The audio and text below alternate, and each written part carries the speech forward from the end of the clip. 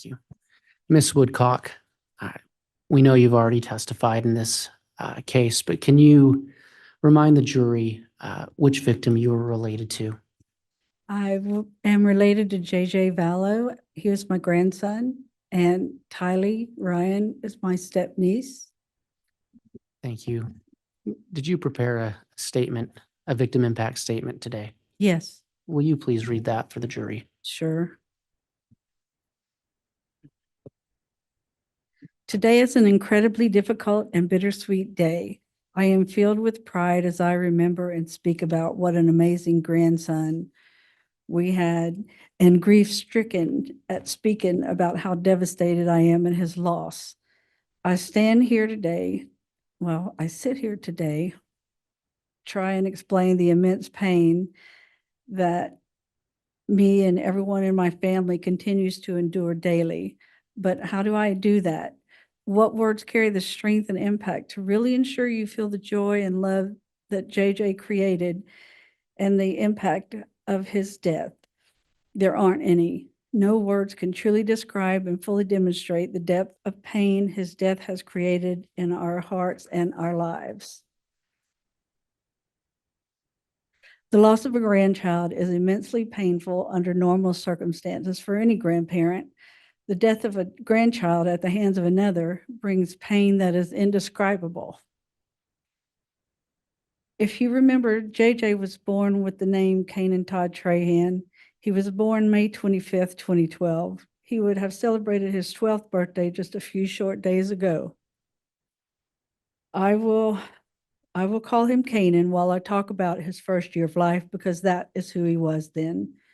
He was born a fighter, 10 weeks premature, weighing in at a tiny but mighty 2 pounds and 14 ounces. From minutes of being born, he was transferred to a hospital with a neonatal intensive care unit where he spent weeks fighting to grow. He was about 2 hours old when I saw him for the first time. Seeing him, I knew he was my grandson. He was the mirror image of my son, Todd, his biological father. Todd has always loved him and always will. Kanan's death has changed his life forever. While he was in the NICU, I was only able to see him for a few minutes at a time until I was notified he would be released to us within days. 25 years since I had a new baby at home and never a preemie with all their special needs. Larry and I didn't hesitate immediately. We said yes. The only place we wanted him to be was home with us. The night before he was discharged, I spent the night in a little room next to the NICU, talking to nurses, learning things that our little preemie grandbaby would need. The next day, it was time to leave. The nurse brought a wheelchair in and said, "Have a seat. We'll get you out of here." I looked at her, perplexed. I said, "I don't need a wheelchair. I can walk." She let me know that it was hospital policy. I sat in the wheelchair, took Kanan in my arms, and was wheeled out of the hospital like a new mama. I felt so much pride for this little baby who had not only overcome being born 10 weeks early, but also being born with illicit substance in his tiny little body. He was ready to come home well before he was expected. And my pride in him knew no bounds. We knew then that he was a champion and so special. That day began an amazing experience of raising our cherished little man. While Kanan had been in the NICU, he spent much time hooked up to machines and monitors that he didn't get to get snuggled all day, every day, like a typical newborn. The noises and routines of the NICU were gone, and it was such a huge change for him. His first night home, I bathed him. He cried so hard, and I cried along with him. My heart was so heavy with the disadvantages he was experiencing through no choice of his own. My husband, Larry, who is Pawpaw, asked me to give Kanan to him. He placed Kanan on his bare chest and wrapped his robe around him, gently breathing on his head until he stopped crying and fell asleep. It became a daily occurrence, part of our routine. He would hold him for hours so Kanan would feel loved, comforted, and secure. I saw my husband in a new light, seeing what type of daddy he was to a newborn. It was like Kanan made us young newlyweds. Larry jumped in, feet first, and did all the things a new father should and more. It made our relationship grow and gave us new strength. Kanan was our strength, and we were his comfort. His first 6 months, we went to countless doctor appointments for his host of medical problems. We went to appointments with doctors for his heart, kidney, urology problems, speech, occupational therapists, and regular pediatricians for the things that every baby does. We were always on the move, going from one doctor to another, constantly working to ensure he thrived and grew. That, along with loving him, was our number one priority. At each appointment, it was pretty much guaranteed I would cry. It hurt so badly to see everything he was experiencing, not only from being born prematurely with drugs in his system. The decision was made to place Kanan with Charles and Lori after they approached us with their desire to have a child of their own. We agonized over the decision, but knew from our past interactions with them that it was the right one. Charles and Lori were granted custody a few short months later. It was then Kanan became JJ. It was happy and devastating at the same time.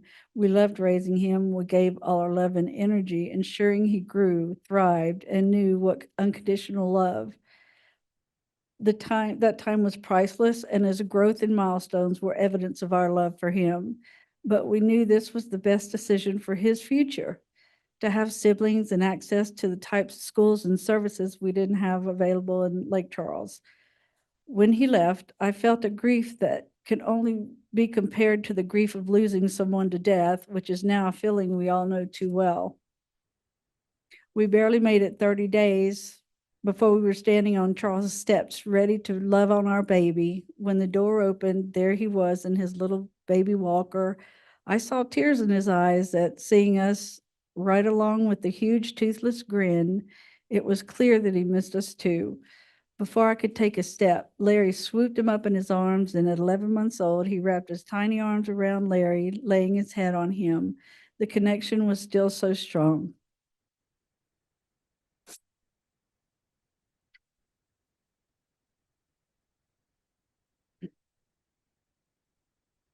We never lost that special connection with our sweet little man, and we were always his love, comfort, and safety.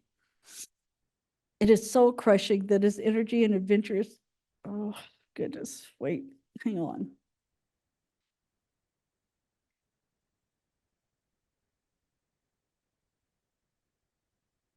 I made it a few months before I had to get to my JJ. So in November of 2014, I made my first trip to Hawaii, quickly returning once again in December with Larry. We would visit about every 4 to 5 months because it was such a long trip to Hawaii from Louisiana. One we were happy to make, and we stayed for as long as possible, normally 10 to 14 days. We needed to soak up as much JJ time as we could. I remember one trip in the winter of 2015, JJ stayed home with me while Charles and Lori went to church. I was making a big pot of gumbo.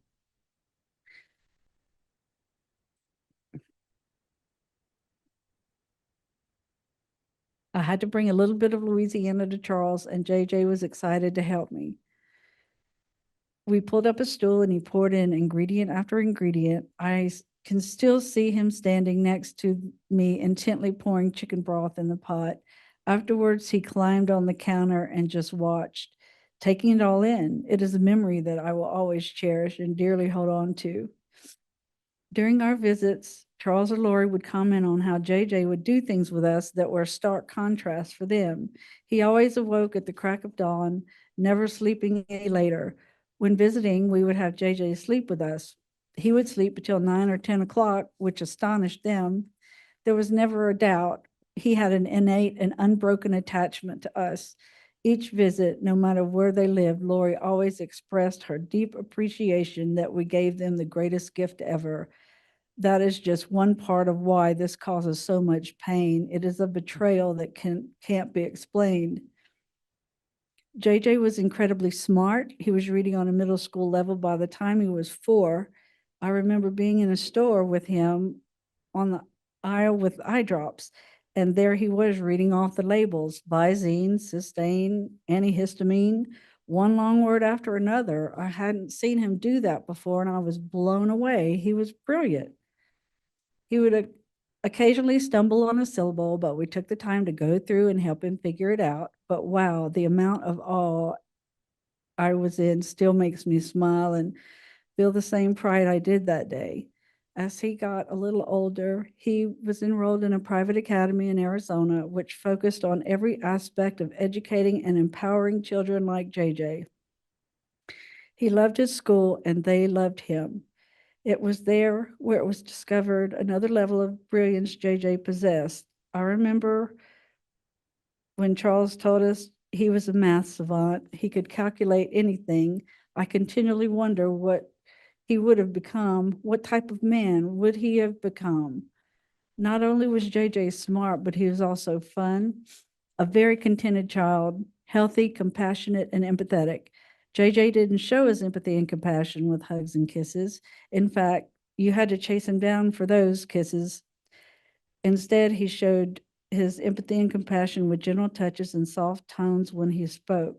He would constantly stop to ask people if they were okay, if he could see they were hurt. His world was fascinating and exciting due to his huge imagination. He would put on concerts for his stuffed animals under our enormous tree, playing the drums on buckets, pots, and pans. The joy he exuded and shared can't be measured. I loved watching him, taking him in and seeing how he approached the world. I never got enough of him. Now I've had all I will for the rest of my life and only have memories.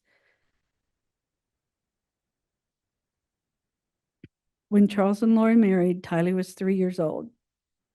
She was the most precious, blonde-haired, blue-eyed little girl. Tylee was an absolute mama's girl, which there was never a doubt. I was thrilled to have a new niece, especially one as sweet as her. Larry and I were driving to Austin, Texas to visit them on one of many visits, and we passed a roadside stand selling swings made from old tires. I saw one that was a horse complete with a saddle and stirrups. I grabbed Larry's arm and said, "Stop, we have to get that for Tylee." Her brother Colby and stepbrothers Cole and Zach were always around her. She needed something just for her, and she loved it. Tylee was 9 years old when JJ became her little brother. She loved him so incredibly much, and he loved her right back. She doted on him, and he loved every minute of attention he got from his big sister. That love is displayed in the last photo taken of them together at Yellowstone, both grinning and hugging each other. As a big sister, Tylee would put notes on her bedroom door, one being "Do not enter." As you can assume, even though JJ could read and interpret words and their meanings, it didn't mean he listened. After all, isn't that what little brothers do? He would burst into her room. She would laugh, tease, and tell him to get out. I think she did it on purpose just to joke and play with him. It was hilarious to see them interact and warmed our hearts seeing them together. JJ adored our niece Maddie. On her 8th birthday in October of 2020, we were celebrating and singing happy birthday to her. The glow of the candles shining on her face, the huge grin that kids get during the singing hit me like a truck. I took the keys from Larry and went to the car and just bawled until I could compose myself enough to rejoin the party. It was the moment I knew that JJ didn't get his 8th birthday song, and it broke me. It was just so wrong. He didn't get to have that joy and feeling of love and celebration of his birthday. It is now a grief that we are confronted with yearly, a stark and blaring reminder that we are never going to be able to celebrate that joy with him again. We never know when one of those moments will hit, but I can tell you there have been too many situations in the past few years where we were slammed with the fact that JJ won't hit another milestone. JJ loved school, loved his families, friends, and cousins, especially his cousin Braxy, Brandon Boudreaux's oldest son. Those two had such a special bond and love for each other. There were so many lives he touched that feel the immense pain and loss of him being gone. 4 of our grandchildren, near JJ's age, often tell us how they love and miss him. It is heartbreaking to have a conversation with an 11 or 12-year-old. How do you make them feel okay about it or safe? So yes, this is our life now, trying to comfort our other grandchildren while they try to comfort us. The constant question remains, who would he have become? What kind of man would he have been? Would he be a famous scientist with incredible math skills? Would he be, what would his amazing imagination have bloomed into?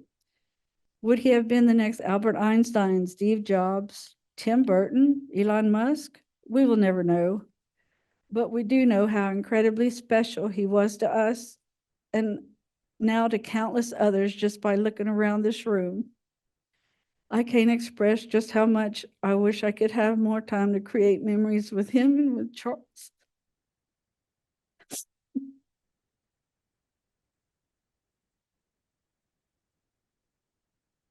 There's a hole in my heart and the hearts of every member of my family that can never be filled and will remain for the rest of my life. Thank you. Thank you.